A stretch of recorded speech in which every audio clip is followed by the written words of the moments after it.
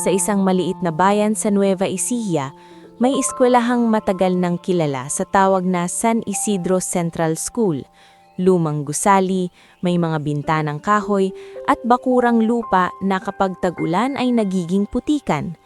Dito unang natutong mangarap si Rafael Pael Vergara, 10 taong gulang, payat, maitim sa araw, at laging may dalang lumang backpack na tinahita-hipa ni Lola Saling para hindi mapunit. Kung titingnan mo siya sa umaga, parang ordinaryong batang probinsya lang. Nakaputing polo na minsan ay may mantsa ng langis, navy blue na shorts at tsinelas na may isang pako sa gilid para lang hindi bumuka. Pero kapag narinig mo siyang magbasa sa harap ng klase, hindi mo maikakailang may kakaibang talas ang batang ito. Yung talas na hindi galing sa mamahaling review center, kundi sa mahabang gabi ng pag-aaral sa ilalim ng ilaw na degas. Sa isang barong-barong na gawa sa pinagtagpi-tagping yero sa gilid ng riles, nakatira si Pael kasama ang tatay niyang si Ernesto Vergara. Si Ernesto ay mekaniko sa maliit na talyer ni Kuya Berto Magsalin. Sa araw-araw, hawak niya ang grasa at wrench, pero sa gabi, hawak niya ang mundo ng anak niya. Pagpapakain, paglalaban ng uniforme at pag-aayos ng bag ni Pael. Bago pumasok si Pael isang umaga, tinignan niya ang tsinelas niya at napabuntong hininga. "Pa, okay pa kaya to?" Mahina niyang tanong habang iniipit ang strap na halos mapunit na. Hindi agad sumagot si Ernesto. Nasa mesa siya, nakayuko, inaayos ang isang lumang relo na pinakiusap ng kapitbahay nilang si Mang Isko. Sa tabi ng mesa, may garapon ng barya. Ipon nilang mag-ama pero halos laging nauubos sa bigas, kuryente at gamot. "Makakapasok ka," sagot ni Ernesto sa huli, maingat ang boses. "Basta mag-ingat ka, huwag kang tatakbo sa putikan." "Pa, sabi ni Ma'am Clarice, kailangan daw po next week complete uniform, kasama sapatos." Nanlamig ang hangin sa maliit nilang bahay. Hindi naman sila nag-aaway, pero may mga salita na kapag binanggit ay parang may bigat na bumabagsak sa dibdib. Isa na roon ang sapatos. Umupo si Ernesto at pinagmasdan ng anak. "Anong sabi mo? Next week?" "Opo, tapos may nagkwento po na mas mahigpit na raw ngayon si principal, si Dr. Alvarado." Bahagyang gumalaw ang panga ni Ernesto, parang may nilulunok na salita. "Sige," ang tanging nasabi niya. "Tignan natin." Hindi na siya nagdagdag pa.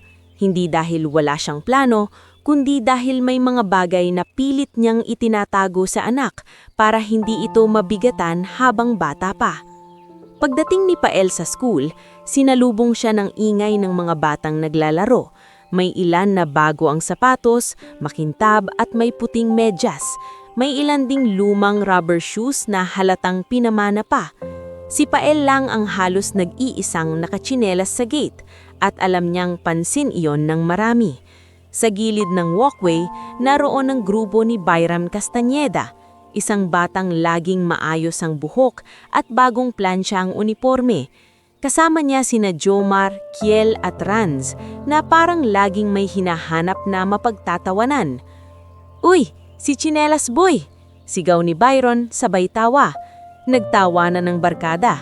Si Pael ay umiwas ng tingin, nagpatulay lang maglakad, pinispis ang strap ng tsinelas para hindi biglang matanggal. "Pael!" tawag ng boses na pamilyar at mahinaon. Lumapit si Ma'am Clarice Duran, ang advisor nila. Bata pa ang guro, may salamin at laging may dalang folder na puno ng papel. Kita sa mukha niya ang pag-aalala, pero pinipili niyang maging kalmado para hindi magmukhang kawawa si Pael. "Ma'am," bati ni Pael, pilit ngumiti. "Okay ka lang?" bulong ni Ma'am Clarice habang naglalakad sila papasok. "Narinig ko na naman sila." "Opo, sanay na po." Napasinghap si Ma'am Clarice. "Hindi dapat yan. Pero, Pael, gusto ko lang ipaalala yung tungkol sa uniform. May memo si principal. Mas mahigpit na raw sa inspeksyon." "Opo ma'am, sabi ko na po kay Papa. Mag-iipon kami." Tumanggo ang guro. "Kung may kailangan ka, sabihin mo sa akin ha. hindi kita bibitawan. Sa classroom, nagsimula ang araw na parang normal. May resitasyon, may pagsusulat, may pagbasa. Kapag si Pael ang tinawag, laging tama ang sagot at minsan mas malinaw pa kaysa sa matatanda. Pael, tawag ni Ma'am Clarice sa Ingles. Can you read the paragraph? Tumayo si Pael, hawak ang libro. Yes, ma'am.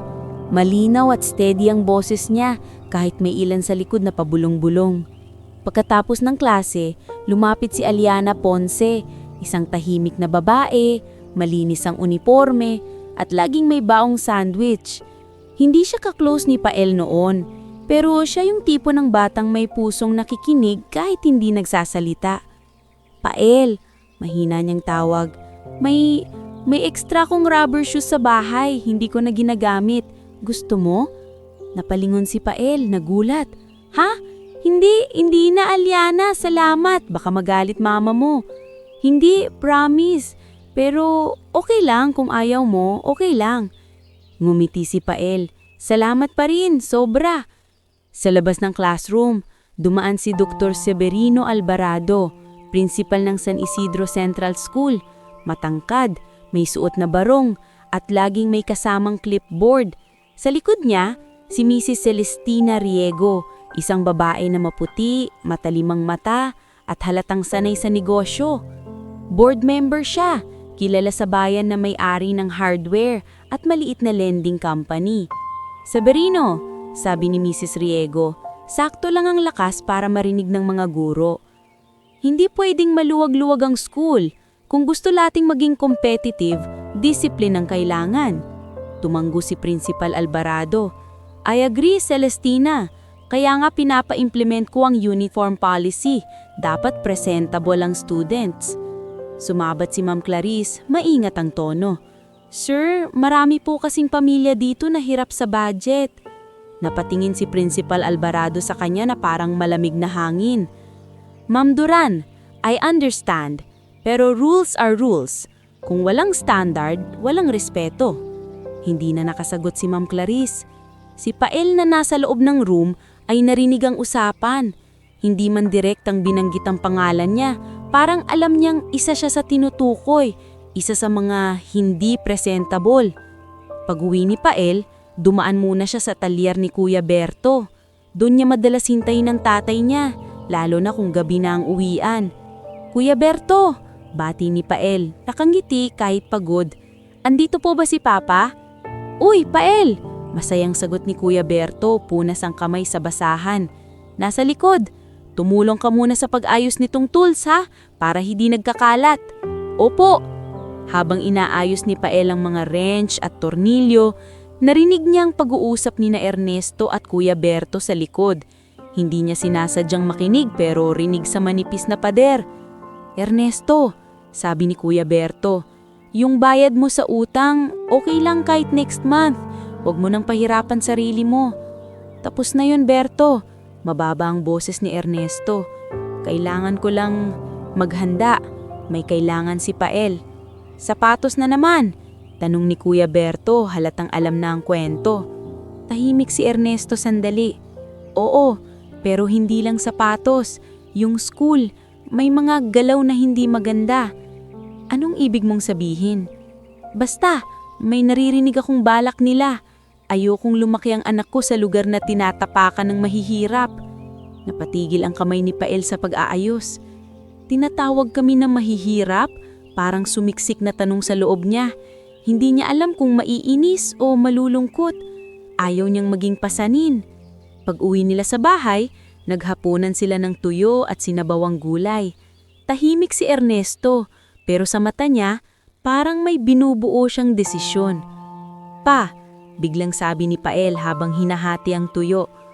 Kung hindi po tayo makabili ng sapatos, pwede po akong hindi munang pumasok? Bumaba ang kutsara ni Ernesto. Huwag mong sasabihin yan. Pero pa, Pael, mas matigas ang tono ni Ernesto pero hindi galit. Hindi ka titigil mag-aral kahit anong mangyari. Napatingin si Pael sa tatay niya. Bakit po parang ang bigat-bigat niyo ngayon? Huminga si Ernesto, matagal. Parang may perang gusto niyang ilabas pero nakapulupot sa lalamunan. Dahil, sabi, mahina pero malinaw. May mga bagay akong hindi pa sinasabi sa'yo. Hindi dahil ayaw kong malaman, kundi dahil bata ka pa rin. Pero darating ang araw, Pael, na hindi tayo laging yuyuko. Napatigil si Pael. Hindi po ako yumuyuko pa. Ngumiti si Ernesto. Isang ngiti na may halo ng lungkot at pagmamalaki. Oo, alam ko. Kaya nga, kailangan kitang protektahan. Kinagabihan, habang natutulog si Pael, lumabas si Ernesto sa labas ng bahay. Binuksan niya ang lumang baol na nakatago sa ilalim ng lamesa. Doon, may lumang brown envelope na may mga papeles. Mga dokumentong matagal nang hindi ginagalaw. Hinaplos niya ang papel na parang hinahaplos ang sugat. Pa, kung buhay ka lang, bulong niya sa hangin, parang kausap ang yumaong ama. Hindi ko nahahayaang yurakan ng apo mo. Sa loob ng kwarto, natutulog si Pael. Walang kamalay-malay na ang simpleng tsinelas niya, ang pangungutya at ang mahigpit na patakaran sa eskwelahan ay unti-unting nagbubukas ng isang lihim na matagal nang nakabaon sa pamilya nila. Hindi agad nakatulog si Ernesto Vergara matapos buksan ng lumang baol. Nasa labas pa rin siya ng bahay, nakaupo sa bangkong kahoy habang ang hangin sa gabi ay may dalang amoy ng basang lupa at usok ng uling mula sa kapitbahay. Hawak niya ang lumang brown envelope na parang anumang maling galaw ay pwedeng makabasag ng buhay na matagal niyang pinaghirapang buuin para kay Pael. Sa loob ng kwarto, mahimbing ang tulog ng anak niya. Hindi alam ni Pael na sa isang sulok ng mundo, may mga papeles na kayang bumaliktad ng kapalaran nila. Pero si Ernesto, alam niyang hindi ito larong pwedeng basta sugalan. Kailangan ng tamang oras, kailangan ng tamang dahilan. At sa umagang iyon, dumating ang dahilan. Maagang nagising si Pael. Sa liwanag ng araw na sumisilip sa siwang ng yero, nakita niyang nakaupo si Ernesto sa mesa. May hawak na karayom at sinulid. Tinatahi nito ang maliit na punit sa gilid ng uniform ni Pael.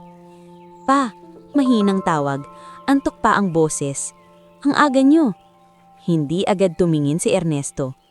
May inspection daw ngayon, sagot niya. Ayokong mapahiya ka sa gusot. Napangiti si Pael kahit may kaba. Pa, yung sapatos. Huminto ang kamay ni Ernesto sa pagtatahi. Saglit lang, pero ramdam ni Pael. Parang may pader na biglang tumayo sa pagitan nila. Wala pa, diresyong sagot ni Ernesto. Pero papasok ka, tapos. Sumunod si Pael sa utos, gaya ng laging niyang ginagawa. Kumain sila ng kanin at itlog na hinaluan ng konting toyo.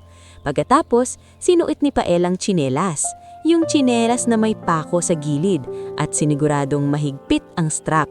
Bago siya lumabas, hinawakan siya ni Ernesto sa balikat. Pael, seryoso ang tono. Kahit may magsabi ng masama, huwag mong sagutin, huwag kang papatol. Tumanggo si Pael. Opo. Pero nag-iba ang tingin ni Ernesto, parang may apoy sa ilalim ng kalmadong mukha. Kung may mangyaring hindi tama, tandaan mo, hindi kasalanan ng kahirapan ang pagiging tao. Sila ang may mali. Hindi gaanong naintindihan ni Pael pero naramdaman niya ang bigat. Opo pa. Pagdating niya sa San Isidro Central School, mas maingay ang gate kaysa kahapon. May ilang magulang na sinasamahan ng anak nila. May nag-aayos ng buhok, may nagpupunas ng sapatos, may nagbibigay ng baon sa huling segundo. Sa may tarangkahan, naroon ang gwardya, si Manong RD, nakapamaywang, hawak ang listahan. Next, sigaw ni Manong RD. Isang batang babae ang dumaan, kumpleto ang uniform, makintab ang sapatos. Ngumiti si Manong RD at pinapasok. Sunod si Byron Castañeda, kasama ang barkada. Good morning, Manong! Pakyut niyang bati, sabay silip sa listahan na parang may kapangyarihan. Good morning, Byron! Pasok, sagot ng gwardya. Pagdating ni Pael, napansin niya agad ang pagbabago sa hangin. Huminto ang usapan ng ilang magulang. May isang nanay na pabulong na sabi, "Ayun, yung batang nakatsinelas." Pimila si Pael, pilit hindi tumitingin sa paligid. Pero bago pa man siya makalapit sa gate, may boses na pamilyar at matalim. Sandali! Lumingon si Pael. Si Dr. Severino Alvarado, ang prinsipal. Nakabarong siya, may dalang clipboard at sa likod niya ay si Mrs. Celestina Riego na nakasalamin at nakapalda parang laging handa sa meeting. Sa may gilid, nakita ni Pael si Ma'am Clarice Duran. Nakatayo ito malapit sa faculty room, hawak ang folder. At nang makitang papalapit ang principal kay Pael, agad siyang naglakad papunta roon. "Sir, good morning po." Hindi pinansin ni Dr. Alvarado ang bati. Diretsyong tumingin kay Pael mula ulo hanggang paa. Tumigil ang tingin sa tsinelas. "Rafael Vergara, tama?" Opo, sir. Mahina ang sagot ni Pael. Nasaan ang sapatos mo? Napasinghap si Pael. Sir, wala pa po kaming pambili.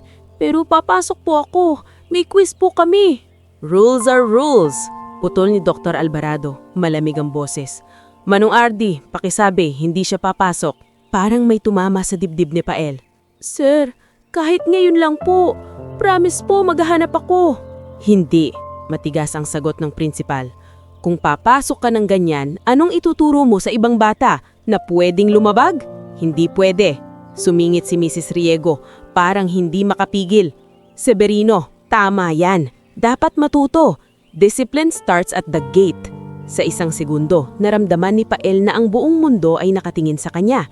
Mga kaklase, magulang, guard, guro. Nakita niya si Byron na nakangisi at narinig niya ang pabulong. Wala palang pambili. Ba't di na lang siya tumigil? Pahiya. Sir, lakas loob na sabi ni Ma'am Clarice. Nanginginig ang boses pero matapang. Public school po ito. Marami pong mahirap. Kung ganito po ang policy, may mga batang mawawala sa klase. Tinapunan siya ni Dr. Alvarado ng titig na parang kutsilyo. Ma'am Duran, teacher ka.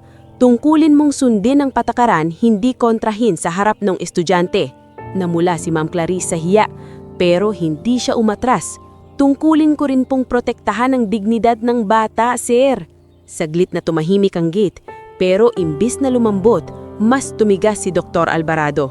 Rafael, sabi niya, mas malakas ang boses ngayon, parang sinasadya. Umuwi ka.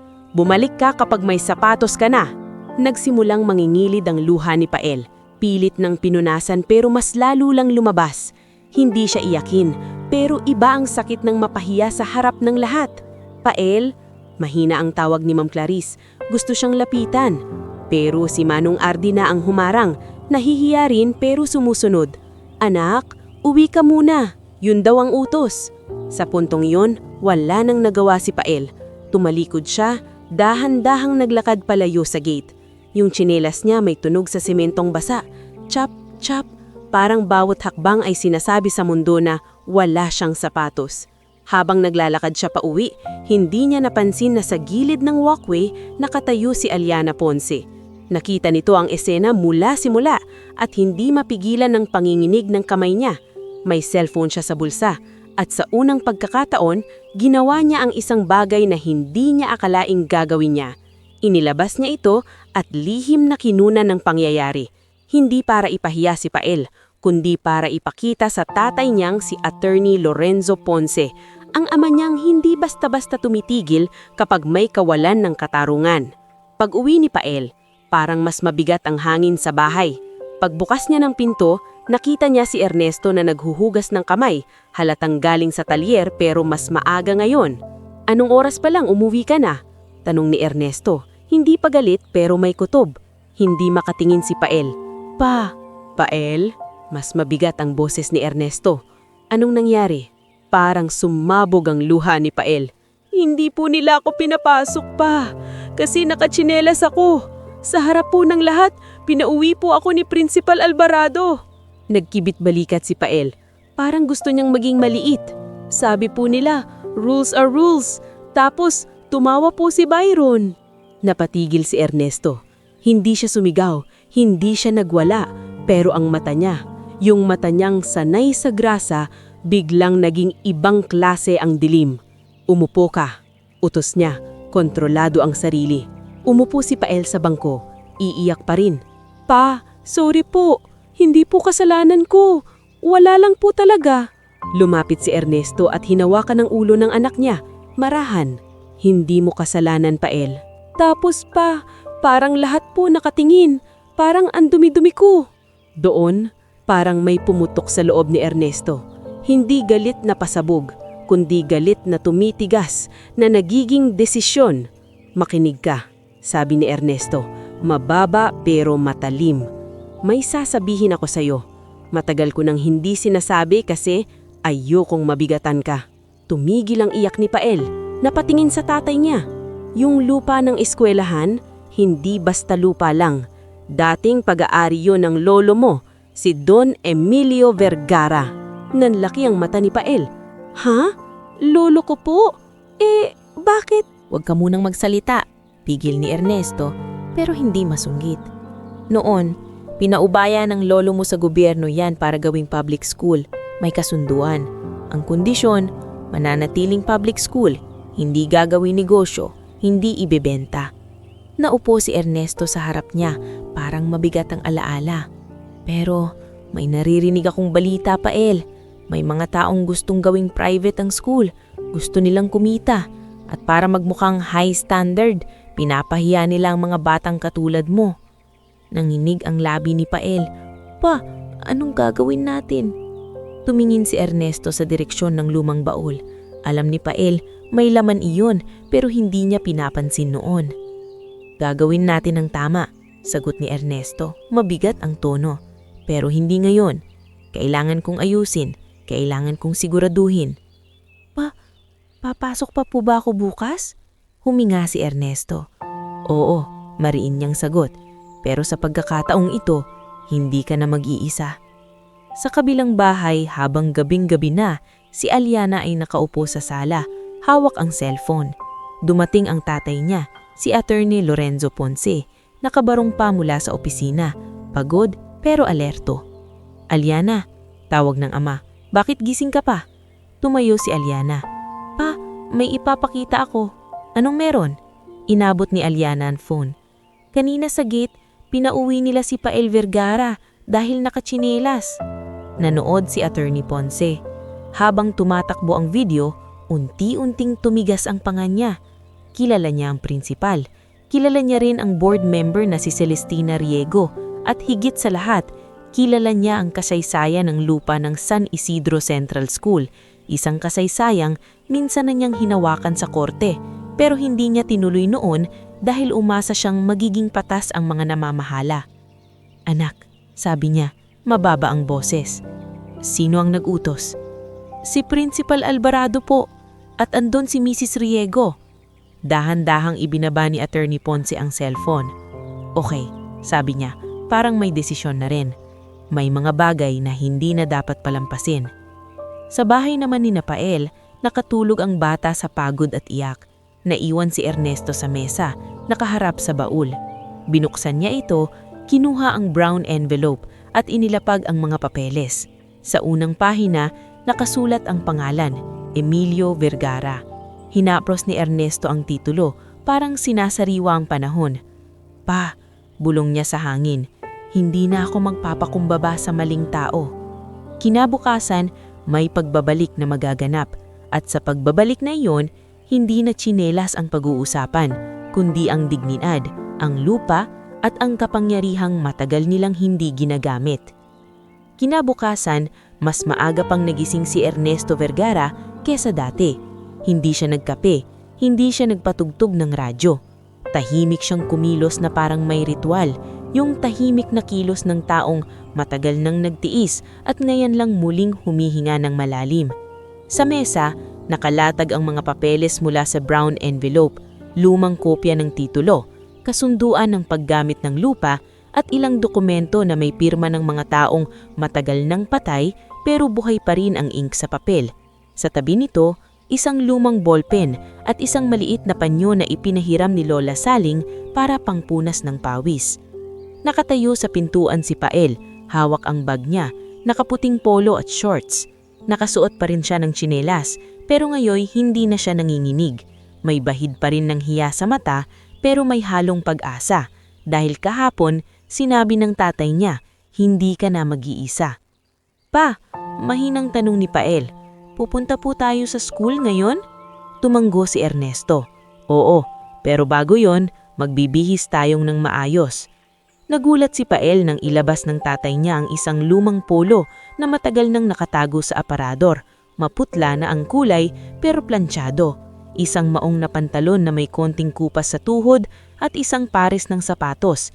Hindi bago, halatang second hand pero buo at malinis. Pa, saan galing yan? Tanong ni Pael, napahawak sa sapatos parang natatakot masira. Kay Kuya Berto, sagot ni Ernesto. May kakilala siyang nagbigay. Sabi ko pautang muna, babayaran ko rin. Napatigil si Pael. Pa, utang na naman po. Huminga si Ernesto, saka ni gumiti ng bahagya. Minsan anak, may utang na kailangan para makalakad ka. Pero tandaan mo, hindi utang ang dignidad. Hindi dapat pinapautang yon. Hindi na nakasagot si Pael.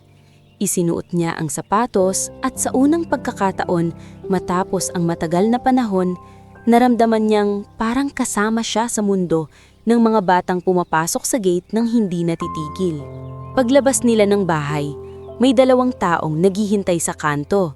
Si Kuya Berto Magsalin, may dalang maliit na envelope na may barya, at si Mang Isko Lanting, may kapote, basang-basa sa hamog. Ernesto, sabi ni Kuya Berto, ito, pamasahe, pang tricycle kung kailangan. Hindi ko kailangan yan, tanggi ni Ernesto, pero hindi galit. Hindi yan utang, sabat ni Kuya Berto. Tulong yan, para sa bata. Tahimik si Ernesto sandali, saka kinuha ang envelope. Salamat, mahina niyang sabi. Sa araw na to, hindi ko makakalimutan. Sa likod nila, may isa pang dumating. Nakabarong, may itim na bag at may matang sanay sa mga dokumento. Si Attorney Lorenzo Ponce. Kasama niya ang anak niyang si Aliana, nakasuot ng malinis na uniforme, hawak ang cellphone na parang sandata. Napatigil si Pael nang makita si Aliana. Aliana, ngumiti si Aliana, mahina lang. Pael, sasama kami. Napalunok si Pael. Bakit? Sumagot si Attorney Ponce, diretsong boses. Dahil may mali, at kapag may mali, dapat may tumayo. Nagkatiginan si Ernesto at si Attorney Ponce. Isang tingin na parang parehong may alam sa kasaysayang matagal nang nakabaon. Salamat, sabi ni Ernesto. Hindi ito tungkol sa pasasalamat, sagot ni Attorney Ponce. Tungkol ito sa batas at sa bata.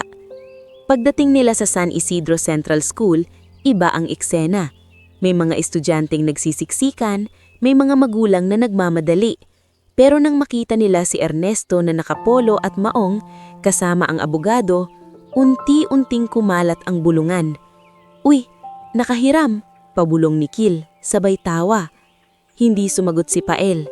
Naalala niya ang bilin ng tatay, huwag papatol. Maya-maya, dumating si Dr. Severino Alvarado. Kasama niya si Mrs. Celestina Riego at si Mr. Baltazar, ang school treasurer, na laging dalang ledger. Sumunod din ang ilang PTA officers, sina Mrs. Cordero na masungit ang kigay at si Mr. Sandoval na laging neutral kunwari. Mr. Vergara, bati ni Dr. Alvarado, pero malamig. Ano ito? Nasa gate tayo. May klase na. Sumagot si Ernesto, kontrolado ang boses. Sir, hindi po ako makikipag-away. Makikipag-usap lang.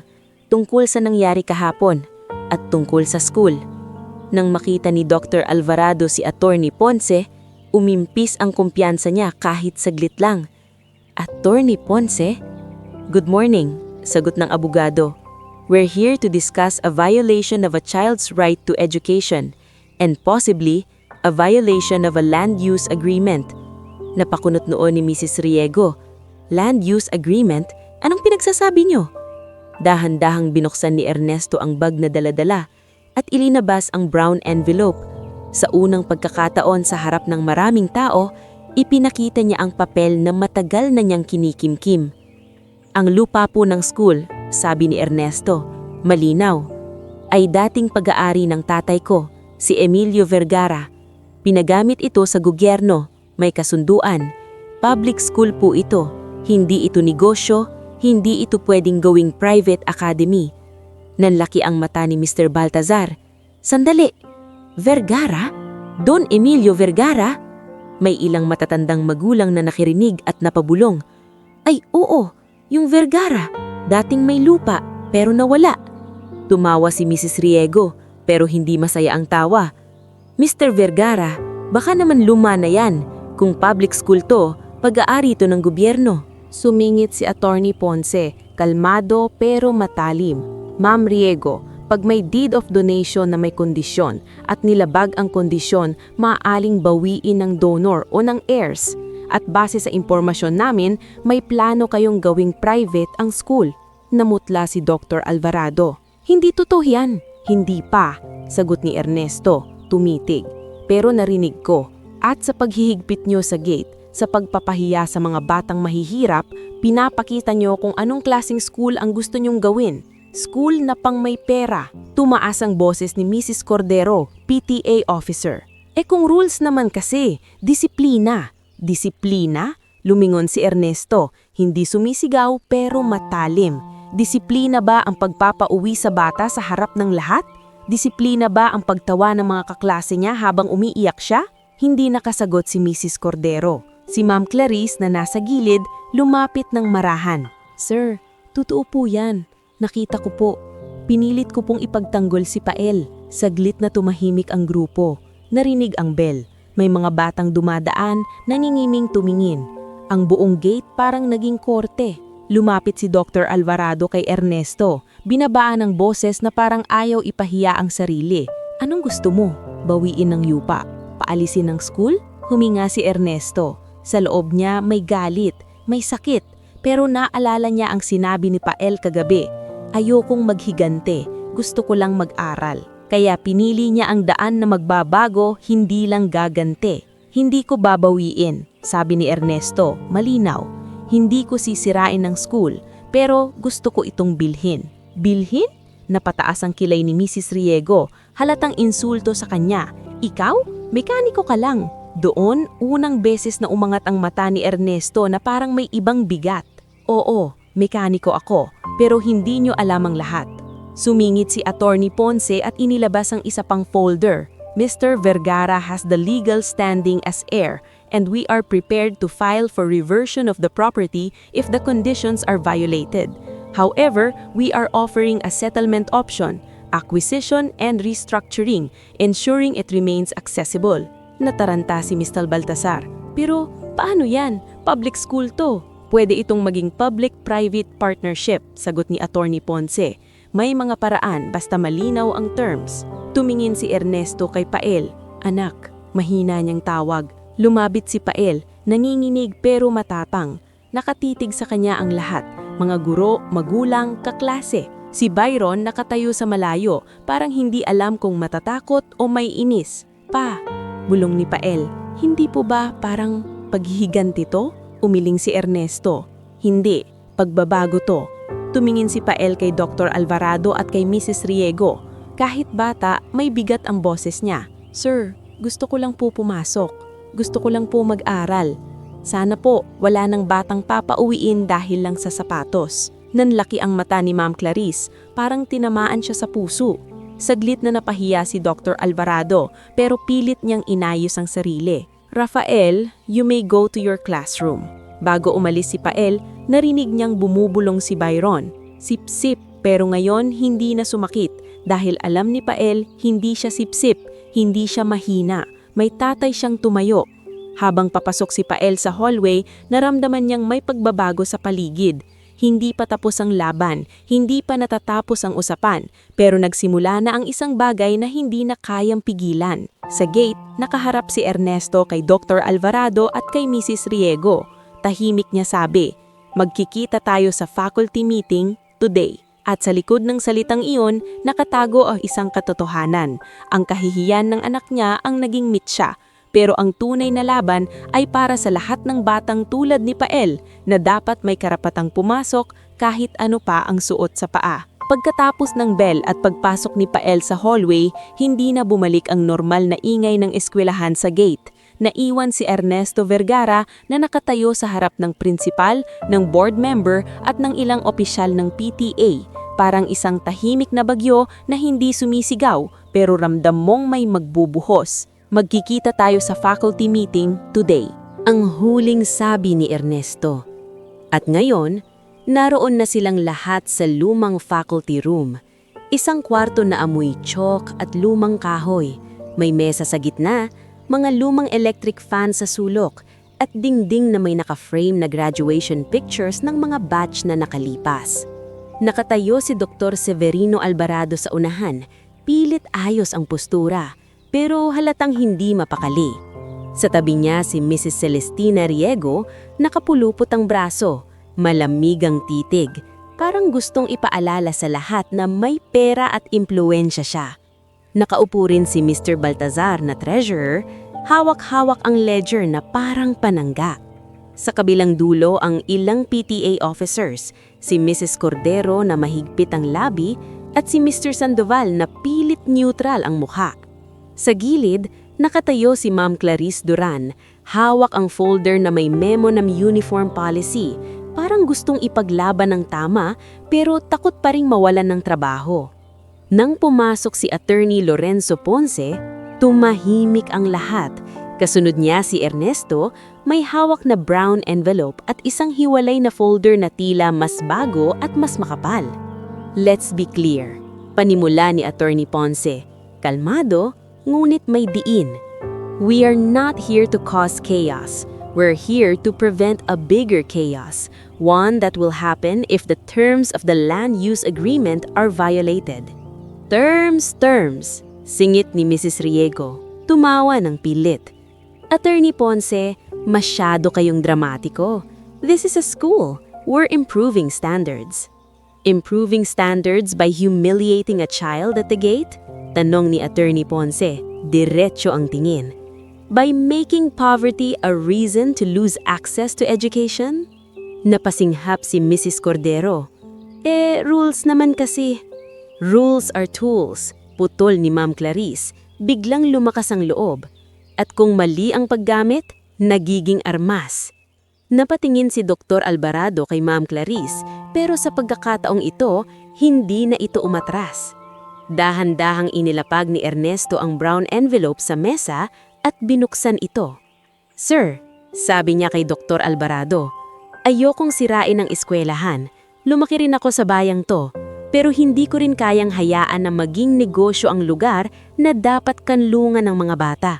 Ernesto, sumabat si Mr. Baltazar, nanginginig ang boses. Kung bibilhin mo ang school, paano yan sa DepEd? Public school ito. Hindi basta-basta. May proseso, sagot ni Attorney Ponce. At may dalawang option dito. First, we file for reversion. That means the land goes back to the Vergara heirs and the government will need to relocate the school. Second, we structure a public-private partnership that keeps the school running, keeps it accessible, improves facilities, without pricing out the poor. Public-private partnership. Pabulong ni Mr. Sandoval, kunwari kumakain ng salita pero halatang interesado. Sumandal si Mrs. Riego. At gusto niyong maniwala kami na kayang ponduhan ng mekaniko ang ganitong bagay? Hindi sumagot agad si Ernesto. Kinuha niya ang isa pang folder, may mga resibo, may mga dokumento, may mga pirma. Hindi ako nagyayabang, mahinahon niyang sabi. Pero may naipundan ako, hindi dahil mayaman ako, kundi dahil matagal akong nagtrabaho at may naiwan sa akin ng tatay ko na hindi ko ginamit noon. Namutla si Dr. Alvarado. Anong ibig mong sabihin? May ilang ari-arian si Don Emilio, sagot ni Ernesto. Mabigat ang boses. Hindi lahat nawala. May natira at hindi ko yun ginamit para magpaka-CEO.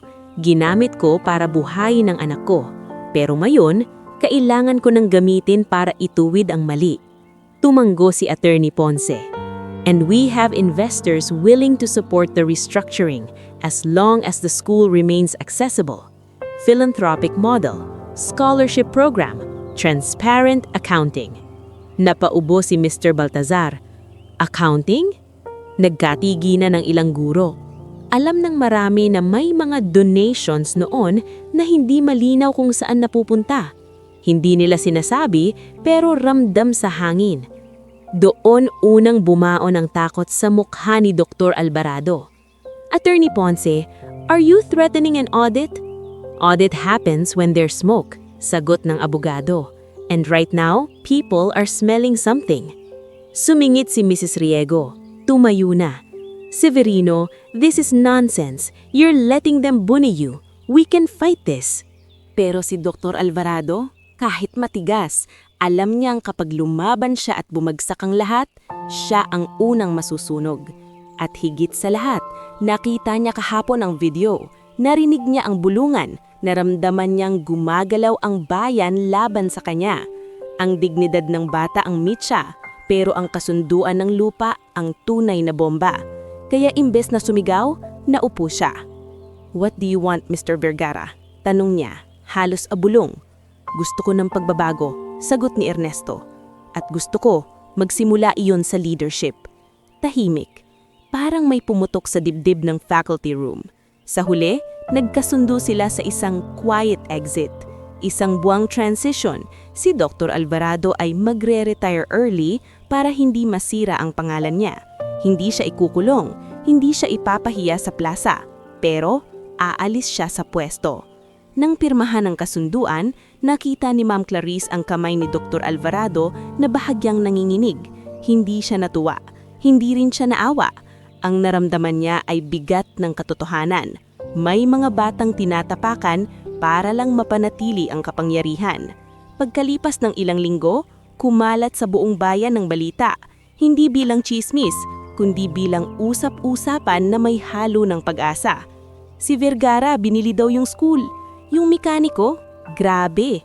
Pero hindi naman daw gagawing private, tutulungan daw mga bata. Sa unang araw ng bagong pamamahala, tinawag ni Ernesto ang faculty at PTA sa covered court. Umakyat siya sa maliit na entablado. Walang coat, walang escort. Nandun si Attorney Ponce sa gilid at si Ma'am Clarice nakapalda at puting blouse, nanginginig sa kaba. Hindi ko kayo bibigyan ng pangako na puro salita, sabi ni Ernesto sa mikropono. Ang kaya kong ibigay ay sistema at puso. Pagkatapos, tumingin siya kay Ma'am Clarice. Ma'am Clarice Duran, tawag niya. Ikaw ang bagong school head. Parang huminto ang mundo ni Ma'am Clarice. Sir, ako po? Oo, sagot ni Ernesto. Dahil nung araw na may batang pinauwi, ikaw ang tumayo. Ang school na to kailangan ng taong may tapang at malasakit. Umakyat si Ma'am Clarice. Nangingilid ang luha. Hindi ko po kayo bibiguin. Mahina niyang sabi, pero narinig ng buong covered court. Nagsimula ang mga pagbabago. Hindi biglaan, hindi parang pelikula, kundi dahan-dahang paghilom. Unang-una, binura ang no shoes, no entry na patakarang ginawa ni Dr. Alvarado. Pimalitan ito ng proper attire assistance. May maliit na corner sa guidance office kung saan pwedeng humiram ng sapatos, medyas, at uniforme kung emergency. Si guidance counselor Mrs. Teresa Yabot ang namahala. Isang matandang guidance na kilala sa pagiging mahigpit pero patas. Pangalawa, inilunsad ang Liza May Scholarship Program, pinangalanan sa yumaong asawa ni Ernesto at ina ni Pael. Sa harap ng faculty at ilang magulang, inilahad ni Ernesto ang simpleng dahilan. Si Liza May, sabi niya, nanginginig ang boses sa unang pagkakataon, hindi nakatapos ng pag-aaral, pero siya ang unang naniwala na matalino ang anak namin. Kung nabubuhay siya, ayaw niyang may batang mapahiya dahil lang sa pera. Nang marinig iyon ni Pael na nakaupo sa unahan kasama ng mga estudyante, yumuko siya. Tahimik siyang umiyak, hindi dahil sa lungkot, kundi dahil parang naramdaman niyang kasama pa rin ng nanay niya sa pagbabago. Ikatlo, nag-iba ang klima sa classroom. Hindi na palaging mahihirap versus may kaya. Unti-unting natuto ang mga bata na ang sapatos ay hindi sukatan ng talino. Isang hapon, nilapitan si Pael ni Brian sa tapat ng kantin, kasama si Engineer Castañeda, ang tatay ni Brian, mukhang seryoso. Pael, sabi ni Brian, halos hindi makatingin. Sorry sa mga sinabi ko. Hindi agad sumagat si Pael. Ramdam niya ang dating sakit, pero iba na ang tibok ng puso niya ngayon, mas kalmado. Sumingit si Engineer Castañeda. Anak, hindi ka dapat tumatawa sa taong nahihirapan. Yung tatay mo, tinuruan tayo ng leksyon. Tumanggo si Brian, mahina. Oo, tahimik si Pael, saka sinabi, okay lang, basta wag mo nang ulit gawin sa iba. Hindi ito dramatic na yakap, walang palakpakan, pero sa simpleng pangungusap, nagsimulang magbago si Brian. Hindi agad, pero nagsimula. Lumipas ang mga buwan, naging taon. Sa loob ng 3 taon, mas lumawak ang proyekto. May feeding program na pinamunuan ni Mrs. Villamor at ng ilang magulang. May library corner na tinulungan ni na Mr. Sandoval at Kuya Berto. May donation day, kung saan nagdadala ng lumang sapatos ang mga alumni. At si Pael na minsang pinauwi sa gate, ay unti-unting naging mukha ng pag-asa. Hindi siya naging mayabang, hindi siya nagpasikat, pero naging consistent siya. Top student, tumutulong sa kaklase, at laging unang sumasali sa proyekto. Sa grade 7, tumakbo siyang Student Council President sa bagong programa ng school para sa leadership training. Si Aliana ang campaign manager niya. Tahimik pero matalino. Si Jomar, isa sa barkadang dati sumasabay sa tawa, ay naging volunteer na tagabitbit ng posters dahil unti-unti ring nagbago ang loob. Sa unang meeting ng Student Council, tumayo si Pael sa harap ng mga kaklase at guro, kabilang si Ma'am Clarice at Mrs. Yabot. May proposal ako, sabi niya. Kabado pero malinaw. Project sapatos para sa bukas. Hindi lang po donation. Gusto ko po magkaroon tayo ng system kung saan ang mga batang may extra makakatulong sa wala, para wala nang mapapauwi, para wala nang mapapahiya. Tahimik ang room, tapos tumango si Ma'am Clarice. Approved, sabi niya. Walang pag-aalinlangan. Sa gilid, si Ernesto nakaupo sa likod, pinagmamasdan ng anak. Hindi siya umiiyak ng malakas, pero kung tititigan mo ang mata niya, makikita mong may luha roon. Luha ng ama na sa wakas, nakitang umuusad ang buhay ng anak, hindi dahil sa paghihinggete, kundi dahil sa pag-angat ng iba. At sa huling araw ng taon na iyon, habang naglilinis ang mga estudyante sa classroom, tumayo si Pael sa bintana at pinagmasdan ng gate. Ang gate na minsang naging pader ng kahihiyan. Ngayon, gate na iyon ang naging simbolo ng pangako. Dito, walang batang maiiwan. Pero kahit gumaganda ang lahat, alam ni Ernesto na hindi pa tapos ang hamon. May mga taong ayaw sa pagbabagong nangyayari. May mga nawalan ng kontrol, may mga natapakan ng pride, at sa mga ganitong kwento, kapag may gumagaan, may nag-iipon din ng dilim sa likod, dilim na pilit babalik para subukan kung tunay ba ang pagbabago o panandalian lang. Tahimik ang paaralan sa isang maagang umaga ng Hunyo. Tapos na ang graduation, tapos na ang ingay ng marching band, tapos na ang sabayang tawa ng mga bata sa covered court. Ang natira na lang ay ang hangin may halong amoy ng bagong pinturang puti at ang tunog ng walis ni Manong RD sa koridor. Siya pa rin ang gwardya, pero ngayon, hindi na siya gwardyang tagaharang, gwardya na tagasalubong. Sa loob ng opisina, si Ma'am Clarice Duran, mas matured na ang mukha, mas tumatag ang postura, ay nakatingin sa listahan ng mga bagong enrollees. Sa tabi ng mesa niya, nakapatong ang isang framed photo. Si Pael, noong grade 5, payat at nakauniforme, nakangiti na may bahid pa rin ng hiya. Sa ilalim ng larawan, may simpleng caption na siya mismo ang sumulat, "No child left behind." Dahan-dahang bumukas ang pinto. Pumasok si Mrs. Teresa Yabot, guidance counselor, hawak ang folder ng scholarship roster. "Ma'am Clarice," sabi niya, "kumpleto na po ang roster ng Liza May Scholars. Nadagdagan po tayo ngayong taon. Maraming bata na ang natulungan ng sapatos para sa bukas." Tumango si Ma'am Clarice. "Salamat, Ma'am Yabot. Kung nabubuhay lang si Liza May, siguradong masaya siya." Napangiti si Mrs. Yabot.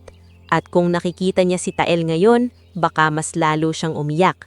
Pagkabigkas ng pangalan ni Pael, parang natural na bumalik ang alaala. Yung gate, yung tsinelas, yung kahihiyan. Pero ngayong lumipas ang maraming taon, ang alaala na iyon ay hindi nasumpa. Naging pundasyon ito. Lumipas ang 10 taon. Si Pael, Rafael Vergara Jr. na ngayon ang tawag sa kanya sa mga dokumento, ay 21 taon na. Hindi siya naging artista, hindi siya naging viral sa internet, pero naging kilala siya sa mas matibay na paraan dahil sa ginagawa niyang tahimik na pagbabago sa edukasyon. May mga training siya sa Manila, may mga seminar sa probinsya, may volunteer work sa mga barangay na walang sapat na guro. Hindi siya pumapayag na maging dekorasyon lang ang pangalan niya. Gusto niyang gumana ang sistema. At ngayong araw, uuwi siya, hindi para magpahinga, kundi para magsara ng isang sugat na matagal nang bukas sa puso ng bayan at sa sarili niya. Sa labas ng San Isidro Central School, nakatayo pa rin ang gate. Mas bago na ang pintura, mas maayos na ang pavement. May maliit na ramp para sa PWD. May sign na malinaw, "Welcome Learners." Huminto ang isang puting van sa tapat. Bumukas ang pinto. Bumaba si Pael. Naka-long sleeves siya. Simple, hindi mayabang. Hawak niya ang isang folder at sa kabilang kamay, isang maliit na kahon na may plaka. Kasunod niyang bumaba si Ernesto Vergara. May uban na, mas payat pero matatag pa rin ang tindig. Hindi na amoy grasa ang kamay niya, pero halatang hindi niya iniwan ang pagiging mekaniko sa puso. Simpleng tao, praktikal, tahimik. "Pa," bulong ni Pael habang nakatingin sa gate. "Dito po talaga lahat nagsimula." Tumango si Ernesto. "Oo, at dito rin matatapos ang bigat." Sa loob ng campus, abala ang mga tao. May program sa covered court, may tarpaulin na nakasabit. Inauguration, Mang Emilio Hall. May mga upuan, may sound system, at may mga bisitang galing pa sa ibang lugar. Naroon si Attorney Lorenzo Ponce, mas matanda na rin, pero pareho pa rin ang matalim na mata. Katabi niya si Aliana, ngayon ay graduating student sa social work. Mas confident na ang ngiti, mas matapang ang aura. Naroon din sina Kuya Berto Magsalin, Mang Isko Lanting, Mrs. Villamor, Mr. Gatchalian, Mrs. Cordero, na ngayon ay mas mahina na ang boses at mas maamo na ang tingin. At si Mr. Sandoval, na ngayon ay aktibo sa alumni donations. At sa isang sulok, tahimik na nakaupo, naka-Amerikana, may halong kaba sa mukha. Si Dr. Severino Alvarado. Hindi siya nawala sa bayan, hindi siya tumakas. Tinanggap niya ang quiet exit noon. At matapos ang ilang taon, natutunan niyang mabuhay nang hindi siya ang sentro.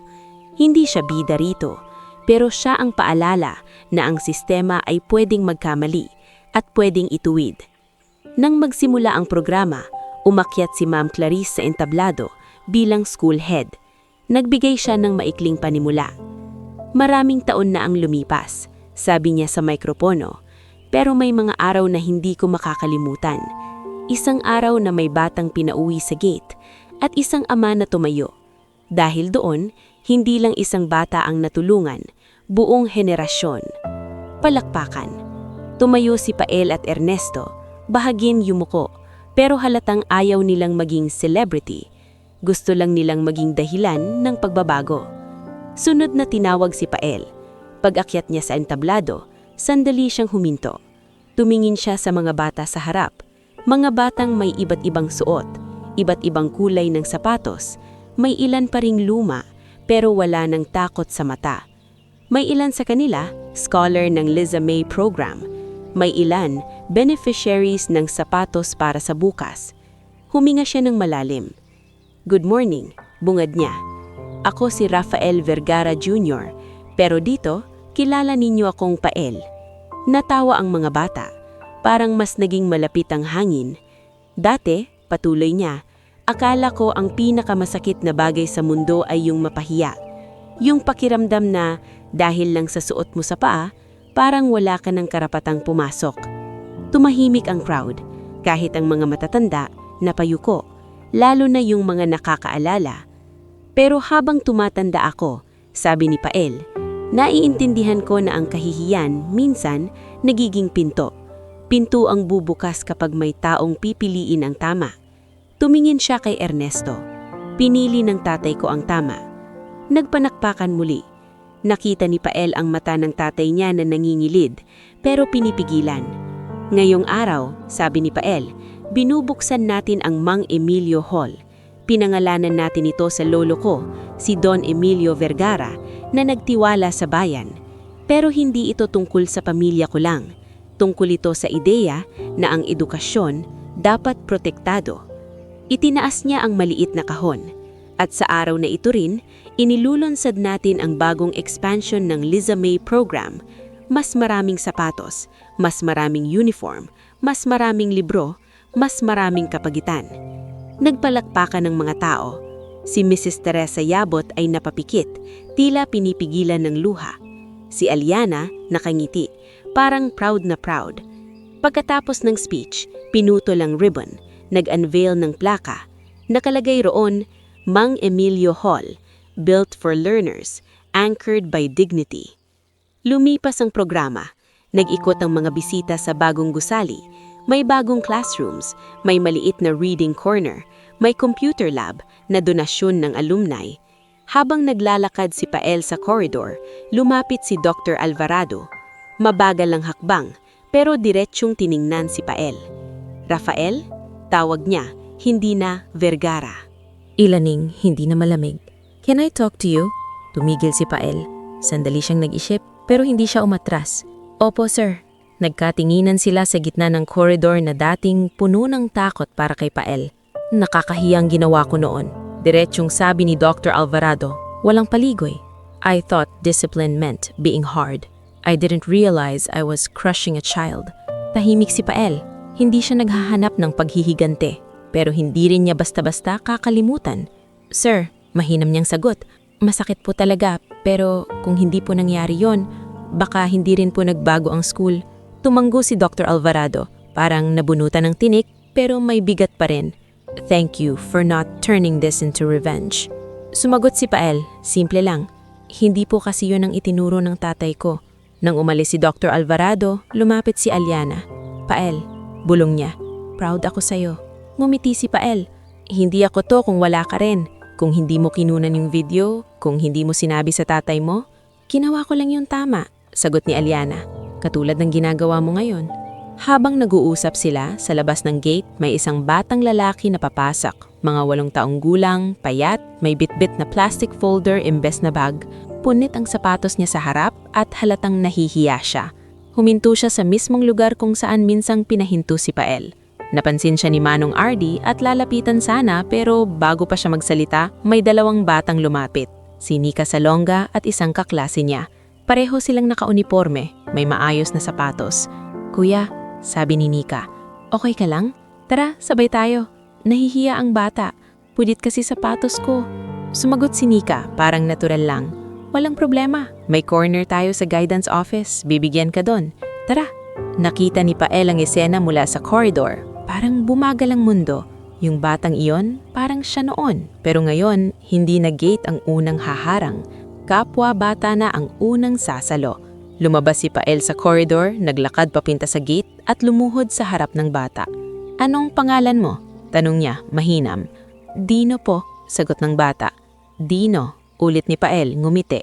Dito, walang batang maiiwan dahil lang sa sapatos, okay? Tumanggo si Dino, nangingilid ang luha. Pero ngayon, hindi luha ng kahihiyan, luha ng ginhawa. Sa likod ni Pael, nakatayo si Ernesto, tahimik lang. At sa sandaling iyon, parang natupad ang pinakamahalagang pamana. Hindi yung pagbili ng school, hindi yung bagong gusali, hindi yung plaka, kundi yung pagbabago ng kultura, yung pag-alis ng takot, at yung pagbuo ng isang lugar kung saan ang bata ay bata lang, hindi sukatan ng pera. Habang papasok si Dino kasama si Nika, tumingala si Pael sa gate at sa wakas, sa unang pagkakataon, hindi na siya nasasaktan sa alaala, hindi na niya kailangang patunayan ng sarili.